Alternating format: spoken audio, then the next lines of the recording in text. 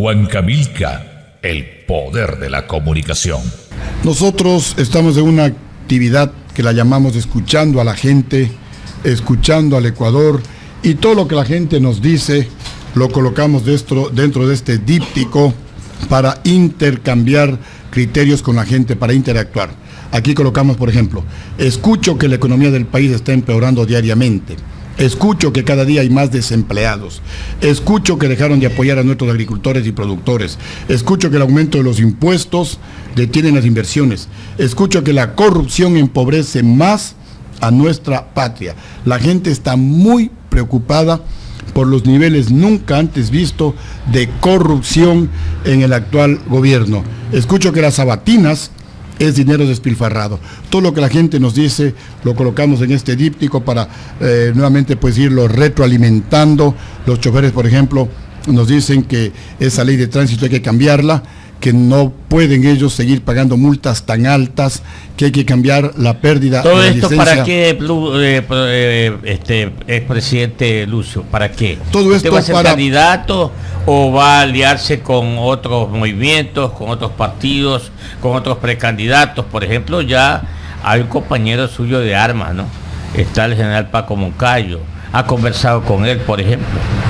A ver, primero pues, toda esta actividad, escuchando a la gente, escuchando a Ecuador, es para armar nuestra propuesta de gobierno, porque así como uno no puede amar a una novia que no la conoce, a una chica que no la conoce, tampoco podemos solucionar los problemas del país si no los conocemos y de manera directa, hablando con los protagonistas de la crisis, con los que están padeciendo esos gravísimos problemas, y la gente no solamente se queja del problema, sino que la gente le da la solución. Entonces, escuchando a la gente, tenemos la propuesta para salir de la crisis económica, para salir de la crisis ética de impunidad y de corrupción, y también para salir de la crisis social. Y todo este conocimiento sumado a la experiencia que nosotros tenemos luego de haber estado en el gobierno por 2 años, 4 meses, queremos pues poner a disposición del pueblo ecuatoriano, ya sea, ojalá, dentro de un gobierno de una gran unidad nacional, una gran alianza nacional o en una alianza parcial.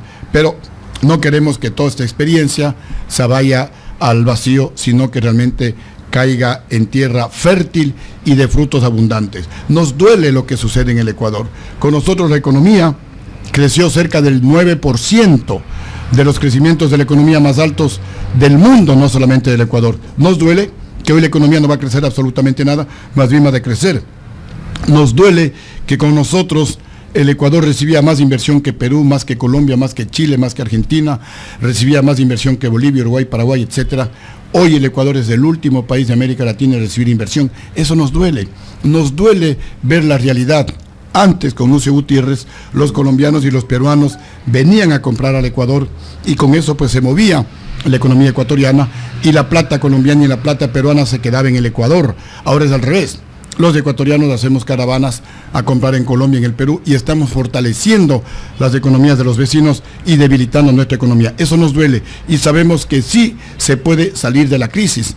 Entonces, escuchando a la gente, escuchando al Ecuador y la experiencia que nosotros tenemos, hemos elaborado un plan con acciones concretas para salir de la crisis y, repito, pues poner a disposición del próximo gobierno, que ojalá sea de unidad nacional. Sociedad Patriótica esperará hasta el 10 de noviembre, como lo hemos anunciado, para decir si apoya un proceso de unidad o si va en un proceso más pequeño de unidad parcial hacia la presidencia de la República. Por ahora, pues, nos encontramos en esa actividad esperando que la gente también reaccione positivamente. Puede ser, como nos han dicho nuestras bases, un error, porque estamos perdiendo tiempo y el tiempo es valiosísimo. No es lo mismo pues arrancar este momento como candidato que hacerlo después de un mes. Puede ser una desventaja, pero queremos hacer honor a nuestro nombre, Sociedad de Patriotas, y hoy mucho más importante, por supuesto, es lo que le pasa al Ecuador que lo que le pueda suceder a Sociedad Patriótica. 7:18 minutos en Huancavelica 830M, dialogando aquí en estudios con el señor expresidente Lucio Gutiérrez y líder del partido Sociedad Patriótica. Usted, Lenín. Sí, pero paralelamente a este trabajo que ustedes están desarrollando, a este escuchar a la gente, escuchar los problemas de la ciudadanía, dentro de su organización política, ingeniero, tienen que estar desarrollando otro tipo de trabajo, una suerte de plan B, porque 8 días no les serían suficientes en el evento, no con sentido de que no logren establecer un consenso con otra organización política. 8 días no les van a alcanzar pues para armar todas las listas de candidatos a asambleístas provinciales, nacionales. Es muy poco el tiempo. Hay un plan B. Sí, tiene usted toda la razón, tenemos un plan B. Tenemos candidatos o precandidatos a la presidencia de la República, a la vicepresidencia. Tenemos también precandidatos a la Asamblea Provincial, representando a las 24 provincias. Es decir, pues estamos también en estos recorridos rearmando al partido, oxigenando al partido, conversando con figuras políticas que han pertenecido a otras organizaciones políticas, gente nueva que se incorpora al partido, que quieren participar en elecciones. Entonces, de alguna manera, pues, el equipo está más o menos listo, faltaría un poquito ir completándolo. También estamos renovando directivas. Por ejemplo, este día sábado, Gilmar Gutiérrez, presidente del partido, estuvo en la provincia del Oro, renovando, reestructurando la directiva número 23 de las 24 directivas provinciales que tenemos acá en el Ecuador. Nos falta únicamente renovar la directiva de Galápagos y habremos renovado todas las directivas provinciales de las 24 provincias del país. Igualmente pues se han renovado la mayoría de las directivas cantonales, algunas directivas parroquiales. Es decir, también paralelamente que escuchamos a la gente, estamos preparando toda nuestra estructura para que esté lo más lista que sea posible para enfrentar con éxito las próximas elecciones. No hemos anunciado, porque como le hemos dicho, no queremos convulsionar el ya atomizado espectro electoral. Más bien queremos que ojalá pues haya madurez política en las organizaciones y nos vayamos uniendo para presentar el menor número de candidatos que sea posible. Ojalá pues impere la sensatez y esto que estoy mencionando sea posible. ¿Por qué no caminó el acuerdo o por qué no maduraron las conversaciones que usted sostuvo con la gente de la unidad? Conversamos con ellos, les manifestamos nuestro criterio y con todos, con ellos, con los de la izquierda, hemos conversado y les hemos manifestado nuestro criterio, también al abogado Novoa, y les hemos dicho, a ver, primero tenemos que consensuar, no solamente entre nosotros, sino con el país, con el pueblo, un proyecto urgente para salir de la crisis. Nosotros tenemos una propuesta y les hemos hecho a ellos conocer. Segundo, debemos elegir por un método apropiado, un método democrático, al candidato de unidad. Pero de alguna manera pues se ha estado procediendo al revés. Primero se ha puesto la carreta y después los caballos. Primero se elige al candidato de unidad y uno pues tendría prácticamente que ir a aplaudir a ese candidato de unidad. Y así no son los procesos de auténtica unidad. Por eso justamente es que según las encuestas que ellos mismos publican, alrededor de un 60-70% no ha decidido por quién votar. Es decir, no estarían dispuestos a votar por los candidatos que ya están lanzados. Solamente alrededor de un 30% habría decidido por quién votar. Y de ese 30%, menos de la tercera parte, un 30-32%, estaría votando por el candidato del gobierno. Si multiplicamos 3 por 3, 9, el candidato que mayor opción tendría en la actualidad sería alrededor de un 9%. Con lo cual, pues, el 90% de ecuatorianos todavía está buscando una alternativa. Y lo que dice la gente, queremos propuestas concretas, queremos propuestas para que nos saquen de la crisis, queremos empleo, ya no queremos más impuestos, no queremos esa tabla de consumo de drogas, los choferes también están reclamando por esa ley de tránsito. Esto es lo que quiere escuchar el pueblo ecuatoriano de sus candidatos para ir tomando una opción. Y nosotros pues estamos encaminados dentro de esa línea. Tampoco nos hemos alejado de la posibilidad de estos procesos, simplemente pues estamos en un compás de espera. La gente también de alguna manera dice, esos no son procesos de unidad para defender al Ecuador, son procesos de unidad para defender sus propios intereses y los intereses de los grupos económicos a quienes representan esos candidatos. Esa es la lectura que tiene un gran sector de la población y por eso seguramente el 70%, según las encuestas que publican ellos, me refiero a los que ya están como candidatos, el 70% no ha decidido por quién votar o no votaría por los candidatos ya conocidos. Sociedad Patriótica viene sufriendo un declive sostenido en los últimos procesos electorales. En el 2009 obtuvieron 19 escaños para la Asamblea Nacional.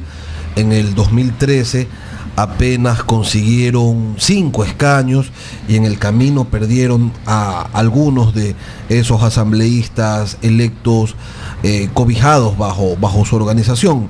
¿Qué están haciendo para hacer que esta organización relativamente joven vuelva por sus fueros? Sociedad Patriótica ha liderado no solamente la protesta, sino la propuesta para que haya elecciones limpias en el Ecuador.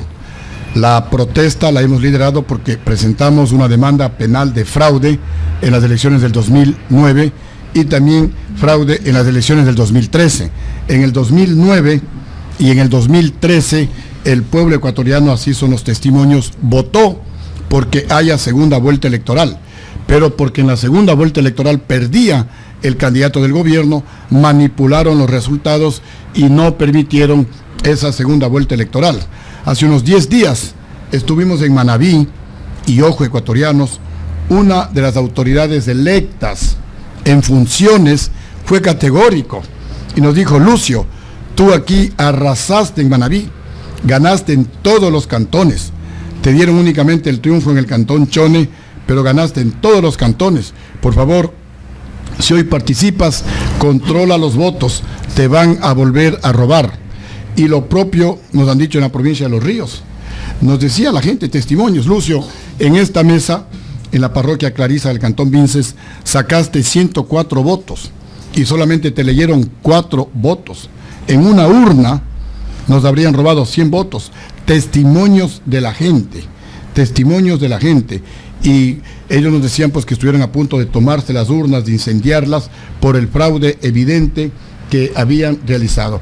En el Ecuador uno no puede saber, me refiero a los partidos políticos, realmente cuál es el apoyo que uno tiene de la población, y nos pusimos a investigar y por eso hemos presentado una demanda penal con miles de papeletas votadas a favor de Lucio Gutiérrez que no fueron contabilizadas, y también con las evidencias de que son los muertos los que han votado desde el año 2009, prácticamente desde que está este gobierno, del 2009, 2013, y los muertos pues comenzaron a decidir por los vivos. Obviamente los muertos no votan, hacen fraude, y por eso, con evidencias de que los muertos votan, hemos presentado, repito, una segunda demanda penal. Pero no nos hemos quedado solamente en la demanda, en la protesta, en la denuncia de fraude electoral presentado en la Fiscalía.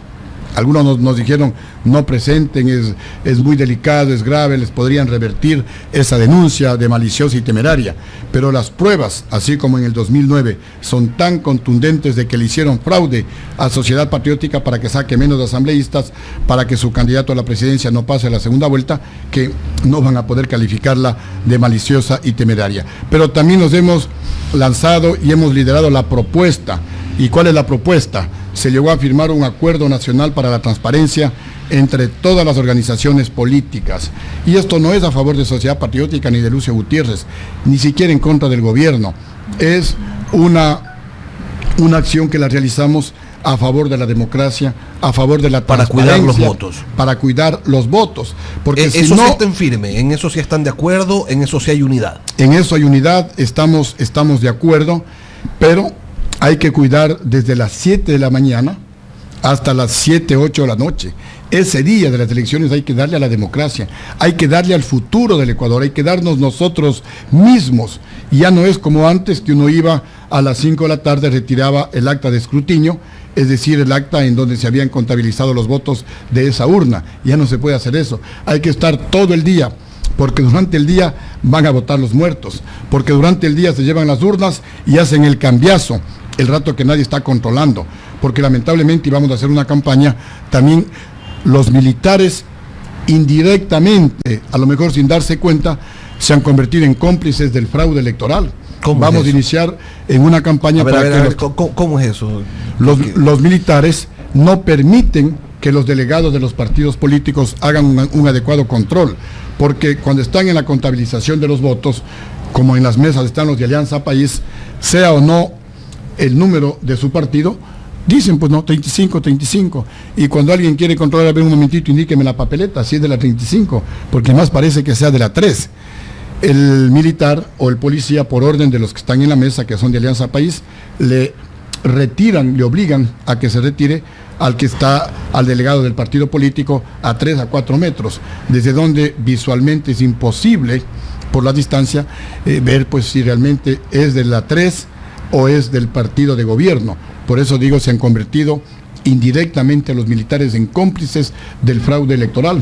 Vamos a hacer una campaña para que los militares y los policías permitan que los delegados de los partidos políticos cumplan con lo que dice la ley, y la ley pues le faculta al delegado del partido político a controlar los votos, a hacer una veeduría ciudadana, y la veeduría no se la puede hacer a 4 a 5 metros, la veeduría no se la puede hacer desde fuera de la carpa, cuando dentro de la carpa están contabilizando los votos, la veeduría no se la puede hacer como pretenden los del gobierno, teniendo lejos a los delegados de los partidos políticos. La veeduría, la observación, la auditoría se la hace pues estando encima mismo del control electoral. Se va a hacer una campaña, se les va a decir a los militares que no se dejen utilizar por el gobierno y que permitan, como quiere el pueblo, la transparencia en el proceso electoral, para saber si realmente el pueblo ecuatoriano es o no masoquista.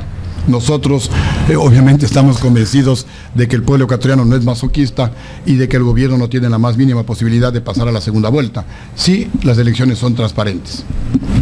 Economista. 7 horas, ya 31 minutos. Finalmente, ¿usted aspira a volver a la presidencia de la República o está inclinado más por llegar a algún consenso, hacer alguna alianza con los distintos actores políticos hoy que ya aparecen como precandidatos? Nosotros nos sentimos con toda la experiencia y la capacidad para sacarle al Ecuador de la crisis. No solamente que ya lo hicimos en la primera vez. Cuando yo me hice cargo de la presidencia en el 2003, el Ecuador estaba en una situación similar a la actual. Estábamos en ese viejo país en donde el Ecuador debía a todo el mundo, a los militares más de 200 millones, a los municipios y prefecturas como 500 millones, se debía a los maestros, a los trabajadores de la salud, se le debía al IES. Y poco a poco nos pusimos a trabajar y comenzamos a construir ese nuevo Ecuador, en donde al sector público se le pagaba antes que finalice el mes, a los municipios y prefecturas se les pagaba antes que finalice el mes, y no solamente eso, sino que a los municipios y prefecturas les incrementamos el presupuesto en un 50%, hoy les han reducido el presupuesto. Vino el golpe de Estado y el Ecuador comenzó nuevamente a caer en ese viejo país, y hemos llegado a una situación de desesperación en la que nuevamente el Ecuador le debe a todo el mundo, le debe a los militares, debe a los municipios, debe a los proveedores, debe a los maestros, debe al sector público, debe a todo el mundo. Pero el mensaje es: sí se puede salir de la crisis. Se necesita un presidente con experiencia, un presidente que tome decisiones, un presidente amigo, no un presidente prepotente, un presidente que escucha al pueblo, no un presidente que encarcele al pueblo cuando el pueblo lo critica, un presidente que entienda que la prensa que investiga, que la prensa que cuestiona al gobierno, a la final son los mejores aliados del gobierno, porque le permiten al gobierno corregir errores, porque le permiten al gobierno descubrir a funcionarios corruptos para cambiarlos de esa función, cuando hay un gobierno sensible. Y eso es lo que quiere el pueblo ecuatoriano, y nosotros pues estamos listos a aportar con ese bagaje de conocimientos. Si la pregunta es: ¿usted quiere ser presidente? Por supuesto. Quisiera terminar mis 4 años. 4.000 personas mal informadas, la mayoría, y algunos representantes de sectores de la oligarquía de Quito, no representan a todo el Ecuador. Ellos fueron los que, aliados con los militares, habrá que investigar también si los militares fueron parte o no de los millones de dólares que publica Julian Assange en sus cables de Wikileaks, con los cuales Chávez financió el golpe de Estado en contra de Lucio Gutiérrez. Habría que verificar si los generales estuvieron o no vinculados a esos millones de dólares, y en algún momento preguntarles a los generales, al vicealmirante Víctor Hugo Víctor Hugo Rosero Barba, jefe del Comando Conjunto, al general Luis Aguas, al general Ayala, comandante de la FAE. Habrá que preguntarles, bueno, ¿y por qué le votaron al presidente que tiene los mejores logros sociales y económicos según las estadísticas de toda la historia del país? Ellos tendrán que decirlo por qué. Era corrupto, manejó mala economía, ¿por qué lo votaron? Habrá que preguntarles a los generales. Entonces le decía que los 4 generales que dieron el golpe de Estado, supuestamente en complicidad con 4.000 quiteños, no son pues la voz de todo el Ecuador. Entonces ellos interrumpieron el mandato que la mayoría del pueblo ecuatoriano me había dado a mí en las urnas. Por supuesto que me gustaría, y más que nada para enderezar el rumbo del país, porque yo ya lo hice, tengo la experiencia suficiente, pero en este momento más importante, decía, es la patria, es el Ecuador, es sacarle de la crisis a nuestro país. Si es que hoy no hay la posibilidad de ser candidato, pues ya habrán otras oportunidades, o me quedaré con la conciencia tranquila de que hice lo mejor que pude en beneficio del país, y los logros y los resultados y las estadísticas están ahí. Uno de los mayores crecimientos de la economía en el gobierno de Lucio Gutiérrez, la mayor reducción de la pobreza de toda la historia en el gobierno de Lucio Gutiérrez, la mayor inversión extranjera de toda la historia en el gobierno de Lucio Gutiérrez, la mayor estabilidad económica posiblemente de toda la historia en el gobierno de Lucio Gutiérrez.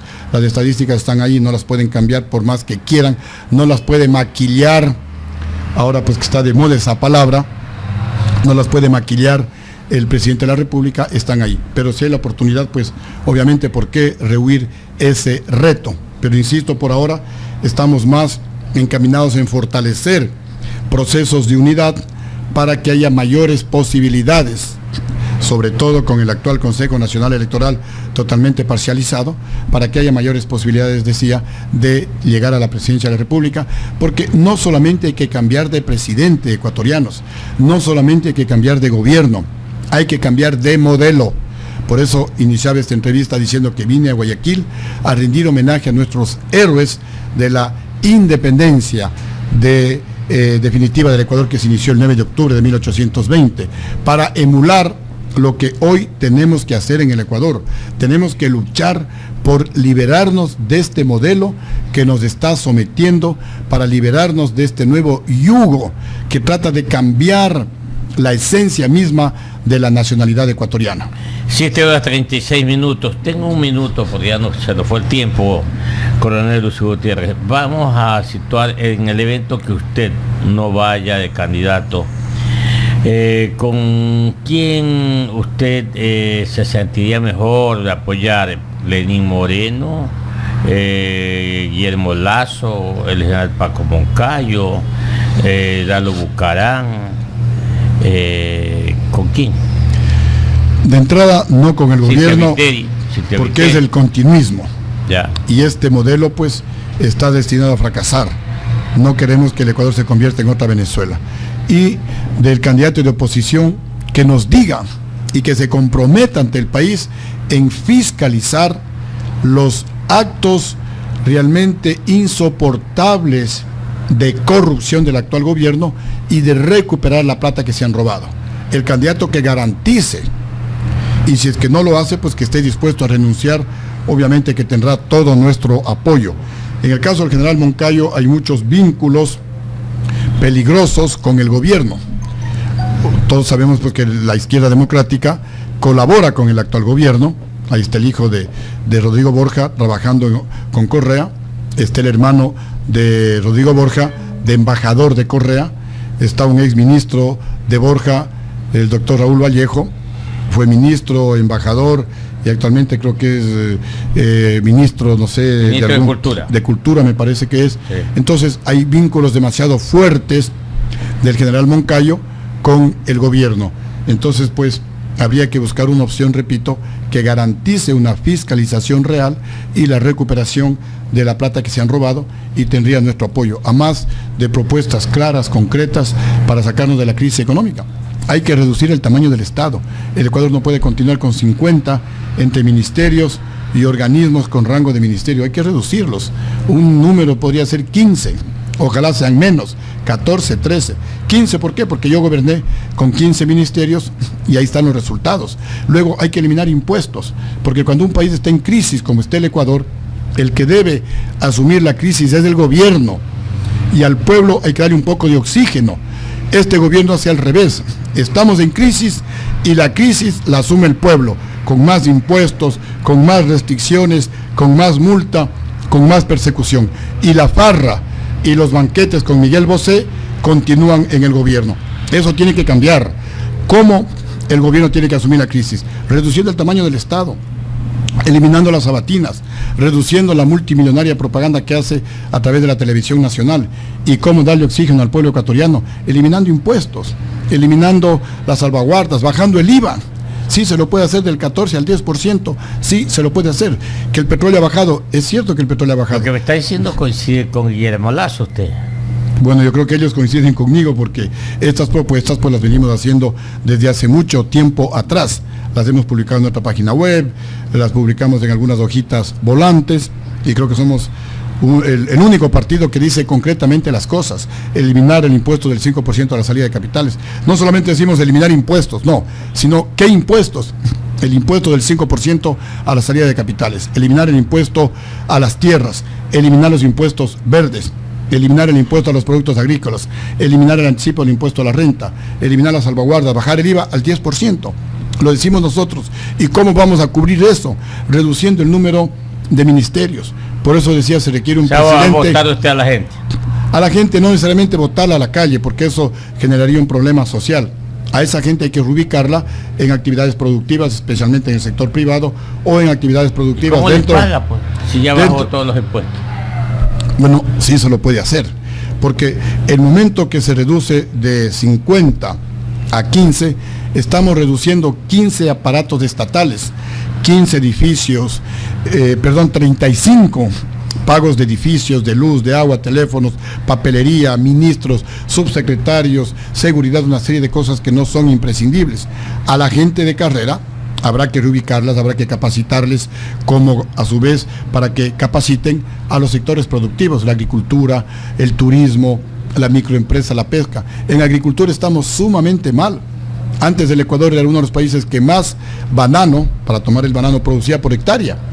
Ahora Costa Rica produce el doble de cajas de banano por hectárea. ¿Te importarían los acuerdos de libre comercio? Tenemos que volver a los acuerdos comerciales. Yo le decía a Chávez, cuando Chávez quería que implante aquí en el Ecuador este modelo fracasado del socialismo chavista del siglo XXI, y me decía, Lucio, no firmes con la Unión Europea, no firmes con los Estados Unidos, firma con Cuba, firma con Irán, firma con Libia. Le decía Chávez, la economía no se maneja ideológicamente, la economía se maneja técnicamente, y los recursos que se obtengan del buen manejo económico, eso hay que invertirlo con filosofía social en beneficio de los más pobres del país. Entonces, si mis principales socios comerciales son Colombia, Perú, Chile, Brasil, Argentina, la Unión Europea, Estados Unidos, hay que firmar acuerdos comerciales, hay que entrar a la Alianza del Pacífico, hay que entrar a la APEC, que es el mercado más grande del mundo, donde está la China, la India, los Estados Unidos, Canadá, y el Ecuador no está en nada. El Ecuador se ha ausentado de todos estos procesos de integración. Ahí está Chile, creo que tiene como 14 o más tratados de libre comercio, y es un país gobernado por una presidenta socialista. Pero es que la economía no se maneja ideológicamente. Los recursos hay que invertirlos si quieren ideológicamente, si quieren con filosofía social en beneficio de los más pobres del país. Eso lo hicimos nosotros. Por eso lo dice el INEC, manejado por el actual gobierno. En el gobierno de Sociedad Patriótica es cuando más se reduce la pobreza de toda la historia del Ecuador. En 2 años nosotros logramos una reducción de la pobreza del 7.7% en 2 años. Rafael Correa en los 2 primeros años apenas del 0.7%. Es decir, según el INEC, Lucio Gutiérrez redujo la pobreza 11 veces más que Correa. 11 veces más que Correa, con petróleo de $18 frente a petróleo de $148 que tuvo Correa en los 2 primeros años. Entonces, ¿quién invirtió más haciendo la relación costo-beneficio a favor de los pobres? Por supuesto, pues que en el gobierno de Gutiérrez, con menos dinero, se tuvo 11 veces más beneficios y 11 veces mejores resultados que Correa. Ahí está la filosofía social de un gobierno, no en las palabras como las dice el actual gobierno, que supuestamente gobierna disculpen la redundancia, a favor de los pobres, y los impuestos son para los pobres, y los que están ganando plata son los banqueros, y los que están ganando plata son los grandes empresarios. Entonces, repito, la economía no se maneja ideológicamente, la economía se maneja técnicamente, y por eso el Ecuador tiene que volver a firmar acuerdos comerciales. ¿Para qué? Para exportar la mayor cantidad de productos a esos mercados y crear fuentes de trabajo, y para que vengan de esos países la mayor cantidad de inversiones al Ecuador y generen trabajo. Lo que debe hacer un presidente es darle trabajo a su pueblo, porque solamente dándole trabajo al pueblo se reduce la pobreza y se reduce la delincuencia. Eso hicimos en nuestro gobierno y ahí están los resultados. Cuando usted fue candidato, a usted lo apoyó don Guillermo Lasso. Usted ahora no lo va a apoyar a él. Bueno, hemos conversado y podemos volver a conversar con Guillermo Lasso, pero el tema, como decía hace un momento, haciendo un ejemplo muy simple, muy elemental, primero van los caballos y después la carreta. Pues no puede ser primero la carreta y después los caballos. No puede ser conversemos, pero yo soy el candidato. Yo no le puedo decir aquí a los amigos, bueno, reunámonos, busquemos la unidad, pero yo mando. No, la unidad se la construye y puede ser el mismo, pero primero sentémonos, pues conversemos, a ver qué le vamos a proponer al pueblo ecuatoriano, pongámonos de acuerdo en un proyecto, ese proyecto démosles a conocer al pueblo ecuatoriano, el pueblo está de acuerdo, correcto, y te apoyamos, y le podríamos apoyar a él mismo, pero primero sentémonos. O sea, no puede ser un proceso de unidad condicionado. Yo soy el candidato, yo soy el elegido. Eso no puede ser, eso no funciona, y por eso pues es que algunos procesos han fracasado. Y ahí están las encuestas que ellos mismos publican. 70% no votaría por los candidatos lanzados, por más millones que han gastado, porque ya están 4 o 5 años en campaña, y en el caso del gobierno, 10 años en campaña. Se ha gastado 300.000 millones de dólares, que es el dinero del presupuesto, y el 70% no votaría por el candidato del gobierno. Y es más, porque del 30% por el candidato del gobierno solo votaría la tercera parte. Es decir, estamos hablando de un 9, de un 10%, que creo que es lo real que tendría el gobierno si las elecciones serían limpias, si no habría fraude en el proceso electoral. El gobierno creo que no sacaría más de eso, porque son encuestas publicadas por el mismo gobierno. Nos basamos en datos de ellos, no son encuestas hechas por Sociedad Patriótica, son encuestas hechas por los candidatos. Ellos mismos dicen que el 70% no ha decidido por quién votar, y del 30% el gobierno tiene la tercera parte, o menos, tiene el 30%. Es decir, 3 por 3, 9, tendría el 9%. Esa es la verdad. Bueno, coronel, esperamos para noviembre 9, ¿no? Sí, el 10 de noviembre 10 de nosotros noviembre tomaríamos nuestra decisión final, que siempre va a ser pensando en el pueblo ecuatoriano. Primero está el pueblo, primero está la patria, y después obviamente vienen los intereses del Partido Sociedad Patriótica. Que le vaya muy bien, ¿ah? Muchísimas gracias. Las 7:47, volvemos después de la... 8:30 AM Radio.